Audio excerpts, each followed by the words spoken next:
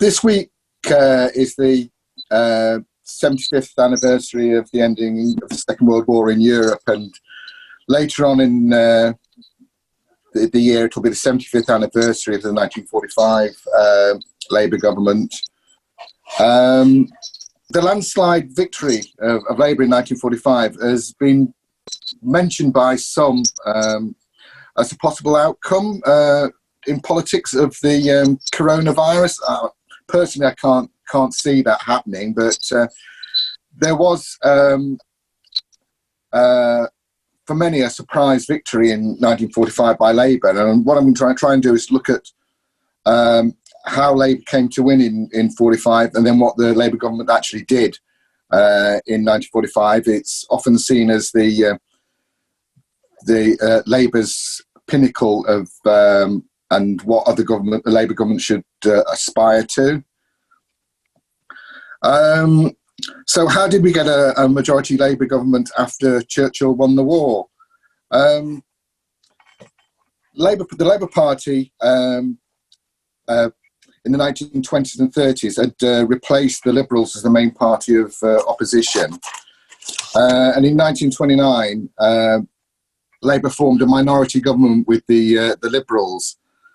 But they faced the greatest crisis of the period, the Great Depression. The economy went into free fall, mass unemployment, and basically the minority Labour government couldn't hold the rungs. And it ended up, the leadership of the Labour Party tried to form a coalition with the Conservatives, and it split the Labour Party with the Ramsay MacDonald, the Prime Minister, and the clique around him, forming a government that was to last from 1931 until 1945. The crisis tore Labour apart, and the general election that happened in 1931 saw Labour reduced from several hundred seats to 52, with the Tories gaining 470 seats. There was a complete whitewash in 1931. With the 1930s and the national government having so much power, you saw a number of crises that the Labour Party tried to intervene in and to recover from its crisis. There was the question of what to do about mass unemployment. There was the rise of fascism, both sort of mostly in Britain and obviously Germany and other parts of Europe where fascism seemed to be on the rise. There was a massive pauperisation of sections of the working class in Britain. And as the 1930s moved on, there was a threat of war and what to do about the threat of war. By the outbreak of war, Labour had regained some ground. There'd been a general election in 1935, and it had bounced back to 154 seats. The vote, in terms of actual people voting, was recovered to similar levels to the 1920s. But because of the national government and the fact there was the opposition was united, they won the 1935 general election. The national government stayed in power. But there was due to be a general election in 1940, and the Labour Party thought it was in a good chance of gaining more seats yet again. They thought the leader of the Labour Party in 1939 was Clement Attlee, and he'd replaced George Lansbury, who many would see George Lansbury as a Corbyn-type figure. He'd been known as a pacifist and a leader of the left, and Attlee's becoming leader was seen as a more steady hand, a more centrist Labour leader. the Labour Party in the 1930s was dominated by the trade union movement. It was the trade union leaders who dominated the structures of the Labour Party. They were able to clamp down on any movements to the left. There was people like Ernest Bevin, the leader of the T&G. They very much kept control of the Labour Party in the 1930s. There had been a slight tilt to the left through the 30s in the constituencies. There was a battle to give constituencies more power. Just a minute. But there was no organised left that was able to intervene strongly inside the Labour Party through the 1930s. The original left in the Labour Party, the Independent Labour Party, had left the Labour Party in 1931 and remained as a separate party all through the 30s and 40s.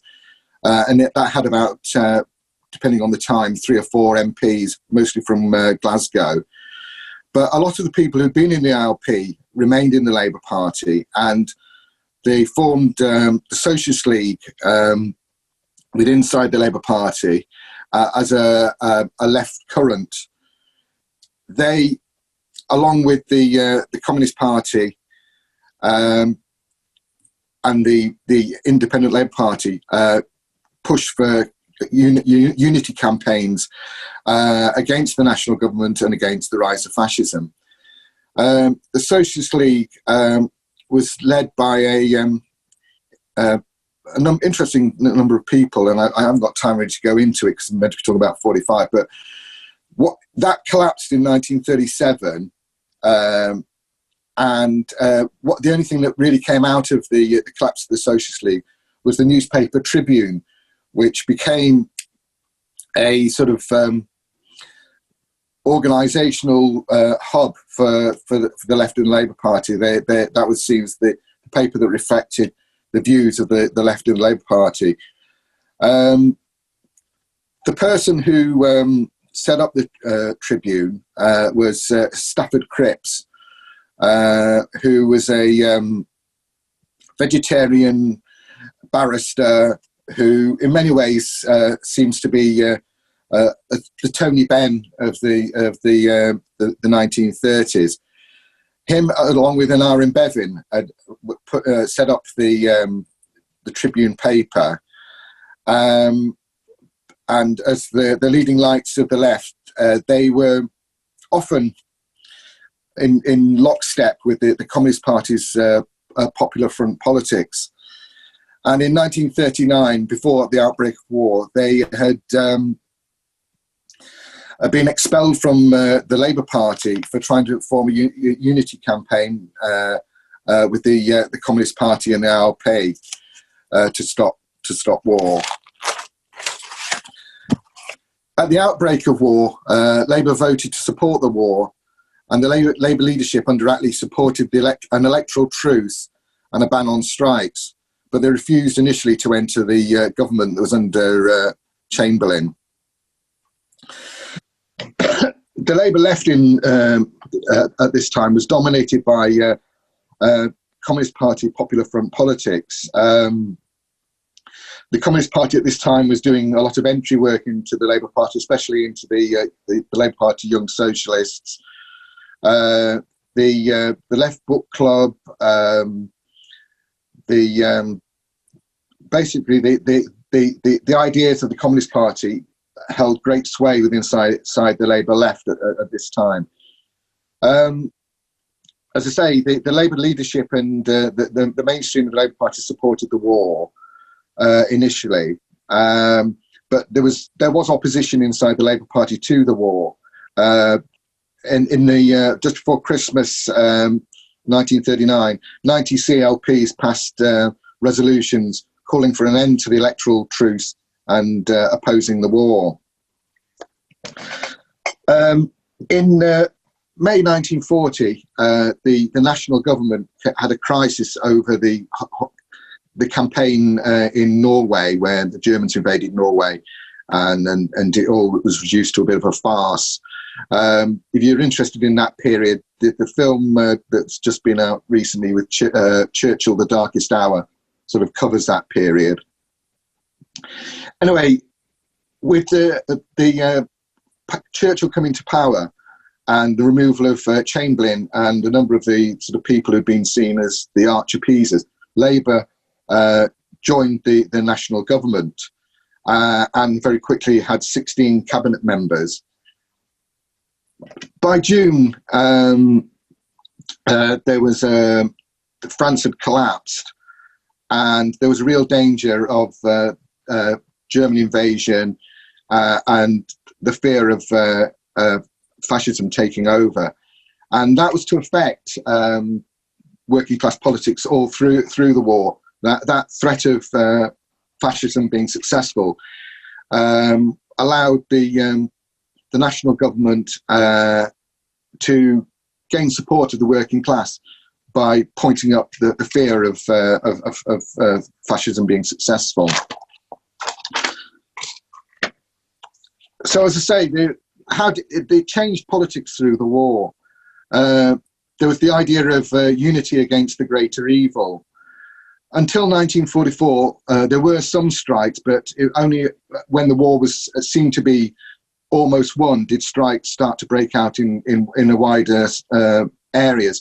There were strikes in 1944 in some shipyards, in some of the coal industry.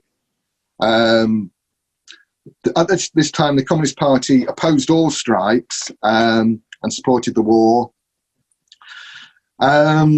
And the left was that supported working class action was very much in a minority.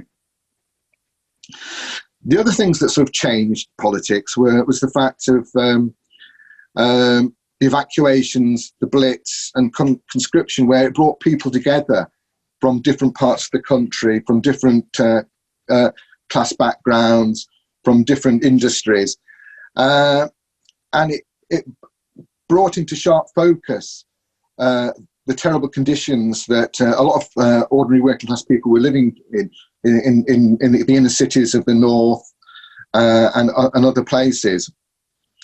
And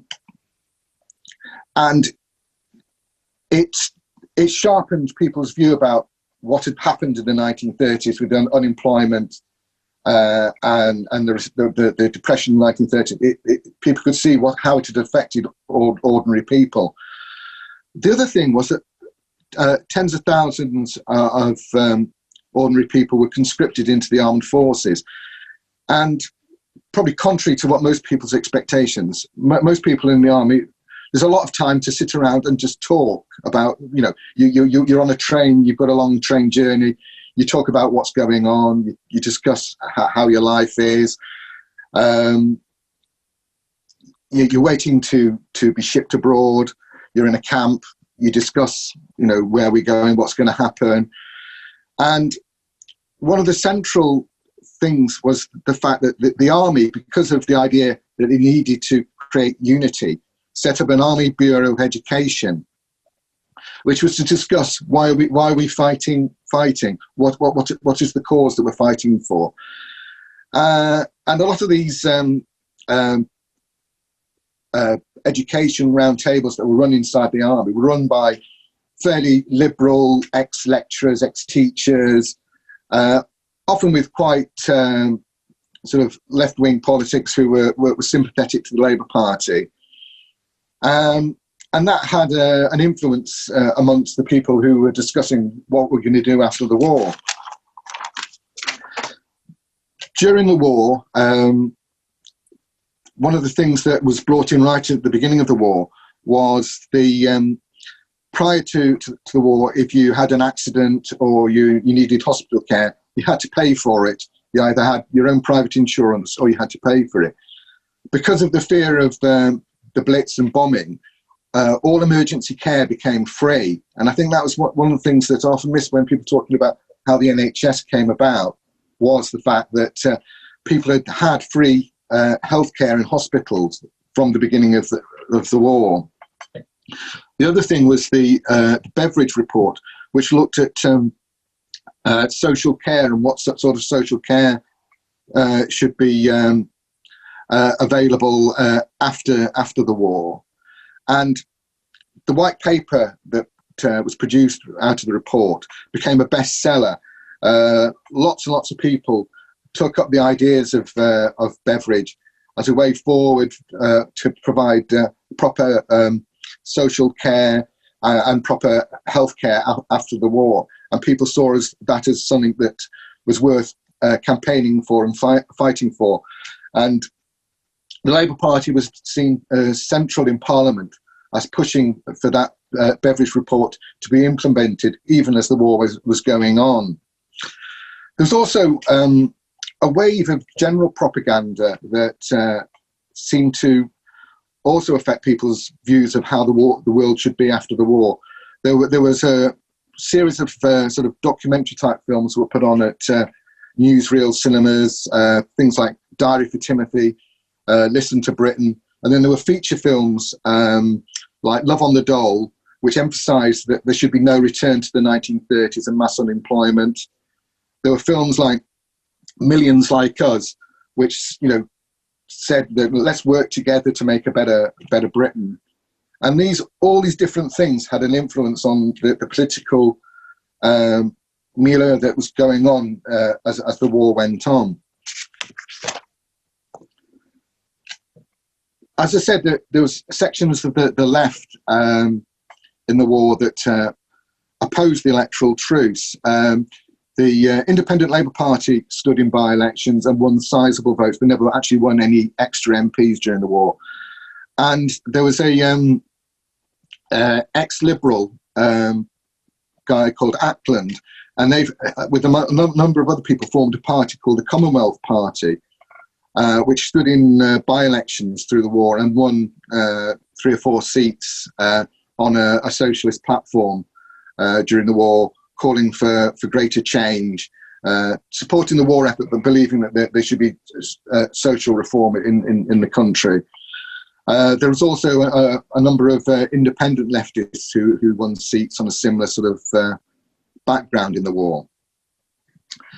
By 1945, Labour had 22 MPs in the cabinet, and Clement Attlee was basically the Home Prime Minister during the war, when Churchill was doing lots of travelling to visit Roosevelt and Stalin. It was Attlee and members of the Labour cabinet that were doing the sort of the day-to-day running of the country. They had a lot more say in than people would expect a minority party to have.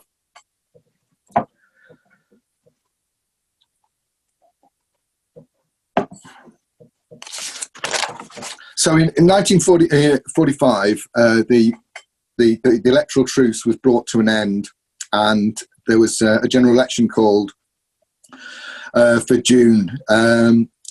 Labour had a landslide, probably quite unexpectedly, but as I said, there was lots of reasons why they had that landslide. It had 393 MPs, and the Conservatives went down to 213. There was a general feeling that there should be no return to the 1930s, and that there should be proper social welfare, there should be full employment. And I was mentioned before about the army and the sort of education within the army, how it affected people's voting.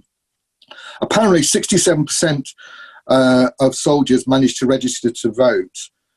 And considering that the war was still going on in the Far East and many soldiers were on boats and miles away, 37% of them actually managed to vote. Ian Mikado, a left Labour MP, said that when he was looking at the votes in his constituency in 1945, 90% of the army votes that came in were for the Labour Party. As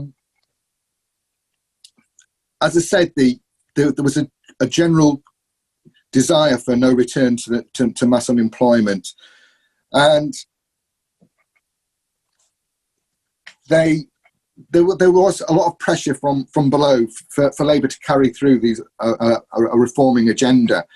There's a famous thing that Ernest Bevin, the leader of the TNG, who'd become an MP and was Minister of Labour, was seeing off the soldiers going to D-Day, and he was shouted at by the soldiers, "Hey Ernie, will we have a job after we've done this job?" There was a fear of unemployment. Roy Jenkins, in his memoirs, said he was harangued by people saying, "Don't let us down, lad, don't let us down." In 1945, people wanted change. They didn't want to go back to the 1930s, didn't want to go back to mass unemployment. So what kind of Labour Party was it? As I said earlier, it was a party that was dominated by the trade union leadership. The left leaders of the 1930s were co-opted into the new government. Stafford Cripps had rejoined the Labour Party and became a member of the cabinet. Ellen Wilkinson, who was seen as a major figurehead of the left, had become an MP and joined the Labour Party. And Aaron Bevin, a leading light in the left, he joined the cabinet. And in many ways, these people joining the cabinet meant that there was actually no group of leaders with any major influence inside the Labour Party who was able to organise to put continuing pressure on the Labour Party through its term of government. Those previous leaders have been co-opted into the government.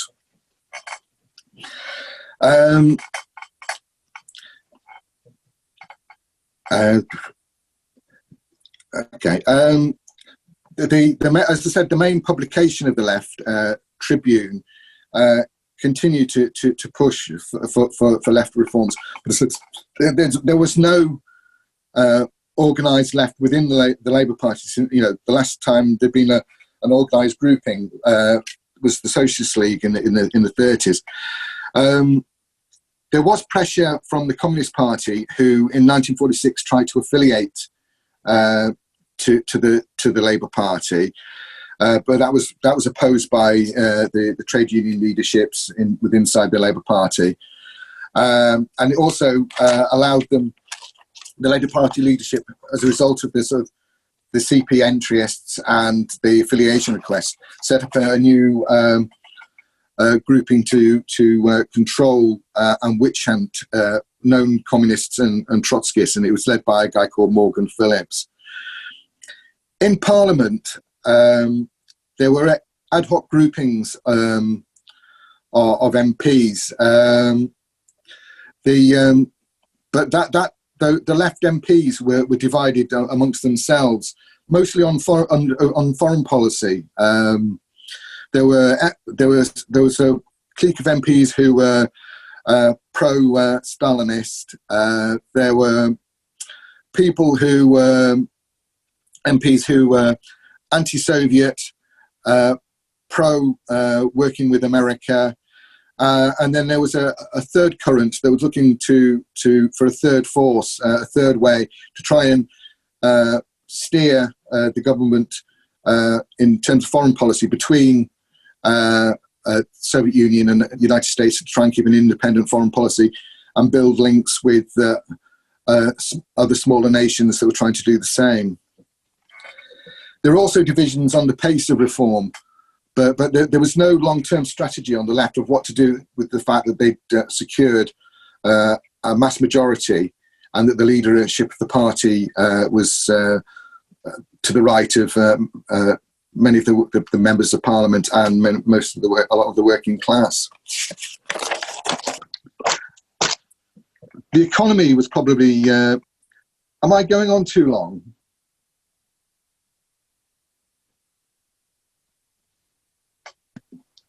How much longer do you want, Mark? Probably got about another 10 minutes, maybe, at the most. Is that okay with everybody? Keep it up, Mark. You're doing good. Yeah, carry on. Yeah.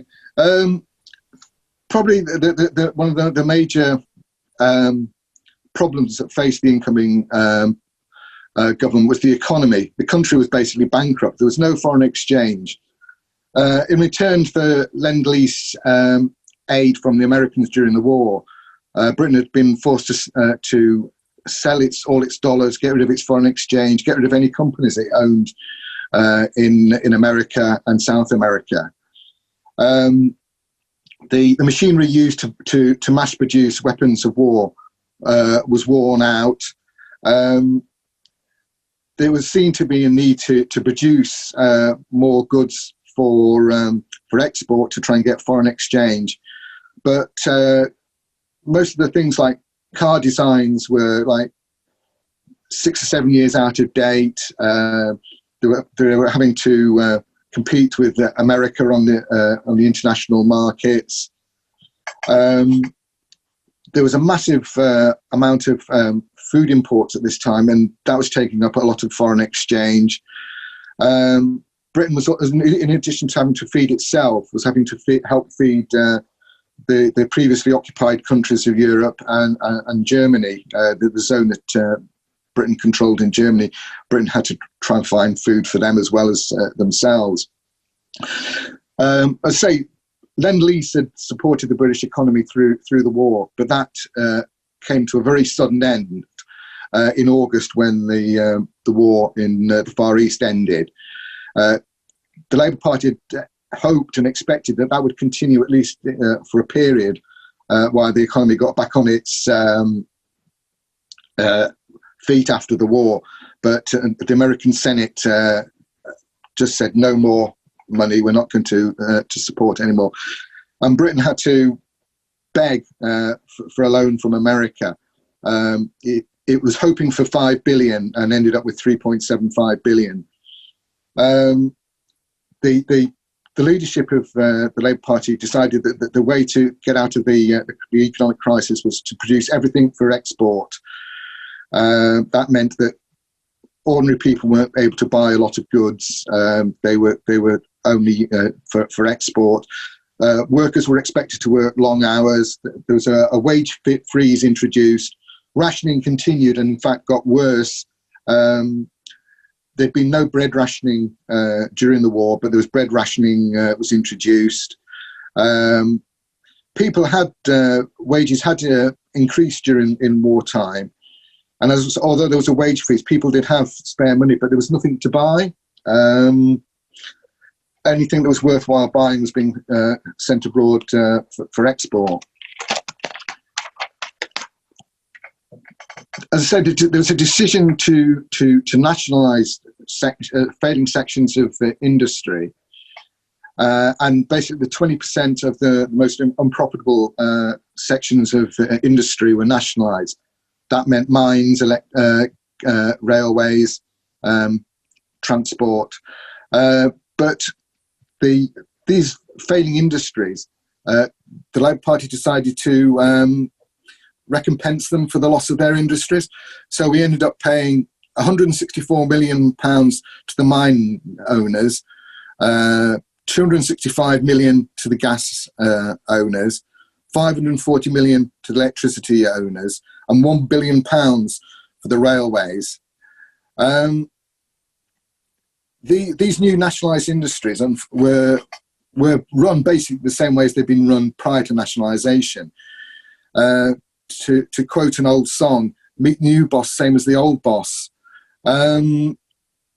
People had hoped that the nationalised industries would have some sort of aspect of workers controlling them, but they didn't. They were run, as I say, basically the same way as the old industries.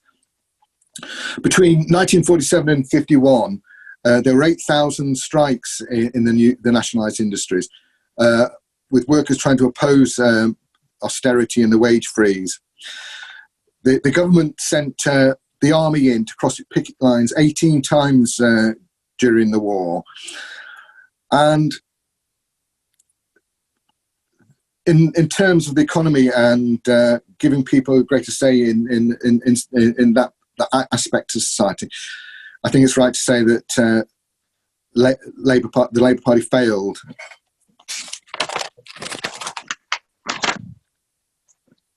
By sort of 1948-49, with the initial tranche of nationalisation done, there was some pressure to continue the nationalisation and to produce start to nationalise some of the more profitable industries and to use those funds to transform society. But there was, while the nationalisation of the failing industries hadn't met much opposition, when it came to the more profitable industries, iron and steel and others, the capitalists started to campaign quite vociferously and started to drag their feet, and it became much harder. The Tate and Lyle company ran a campaign with a cartoon character called Mr. Cube. I don't know if I think he's still on the sugar packets now, but he was originally set up to advertise the campaign to oppose nationalisation of industries. Probably the only two profitable parts of industry that had been nationalised were the Bank of England and road transport. Bank of England remained nationalised until relatively recently, and road transport was quickly returned to private ownership in the 1950s.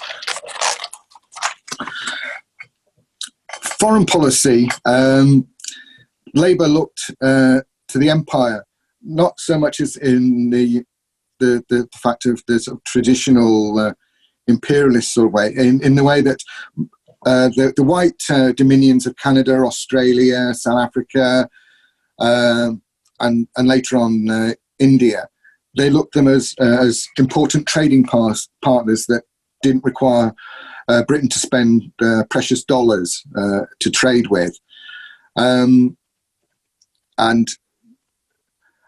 with the exception of independence for India and Pakistan, the empire remained intact while the Labour was in power. India and Pakistan was given independence in 1947, and it led to terrible violence when the country was partitioned, and it's something that maybe we should discuss at another time. Part of the problem was that Churchill during the war had opposed any attempts to give India independence, and he'd left the Labour Party government with a problem to solve. Labour didn't do themselves any favour by siding with different points of view inside India as they left, and they left us with the problem of Kashmir to this day. Other foreign policy problems that Labour badly dealt with was the problem of Palestine and Israel. Britain refused access to many Jewish refugees fleeing, the survivors of the Holocaust fleeing Europe and wanting to go to Palestine, and ended up putting thousands in concentration camps on Cyprus. Ernest Bevin, who was the foreign minister at this point, was responsible for that, and at various points, various Jewish guerrilla groups looked to try and assassinate him. Britain also supported the monarchist government in Greece against the Communist Party in the Greek Civil War.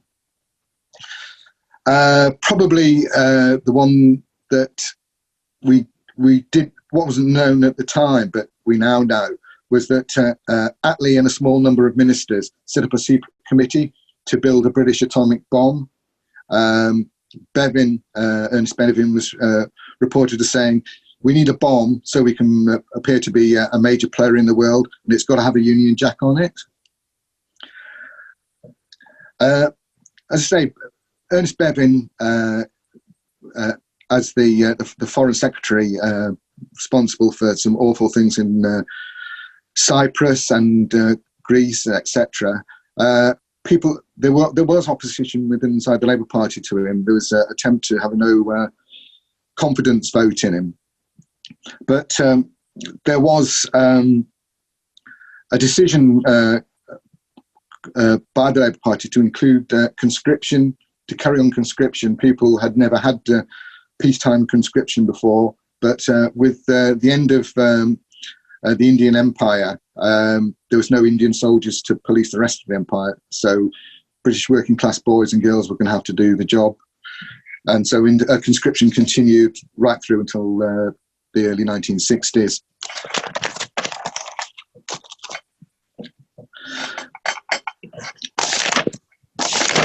Right. Yeah, balance sheet of the Labour government. There was no return to the 1930s. There was no mass unemployment. The economy was put on a fairly stable level by the time Labour left government. There was opposition from the capitalists to the Labour government, both covert and overt, but Labour was able to introduce the National Health Service, which was probably their greatest success. Bevan had to fight the doctors and other aspects to get the NHS set up, and it was successfully created. There was a mass house building campaign that was created. There was greater social support. There was low unemployment. In fact, there was a labour shortage all through this period. No matter what we think about the way that Indian independence came about and what happened with partition, India and Pakistan were given independence, and that was they were the largest colonial possessions of any country that were given independence. But the Labour government was shackled to the United States foreign policy goals. From 1946, the British armed forces planned for a war within 10 years with the Soviet Union. And when the Korean War broke out, defence expenditure jumped up to 7.5% of gross national product, which is massive. We spend less than 2% today. Probably, and it's where defence expenditure challenged the National Health Service that there was probably the greatest divisions inside the new Labour government. Bevan and other soft lefts who wanted the NHS to remain free broke with Attlee over introducing of charges for glasses and dentistry. There was by the late 1940s, early 50s, the left had started to coalesce slightly. There was a acute left group of MPs. Bevan, when he resigned, was able to group a larger group of MPs who were trying to move the Labour Party to the left. There was an organisation called Socialist Fellowship that was set up by Fenner Brockway, and the small Trotskyist movement at the time was involved in the Socialist Fellowship, and there was a newspaper that was organised around there called Socialist Outlook. Tribune continued to be seen as the major paper of the left, but the organisation within the party to try and push the Labour Party to the left was too late, and in terms of challenging foreign policy issues, was divided over responses to the Soviet Union and America. But for all its faults, it still had the overwhelming support of the British working class. In the 1950 general election, Labour was able to secure a small majority of 6, but it increased its vote to 13 million.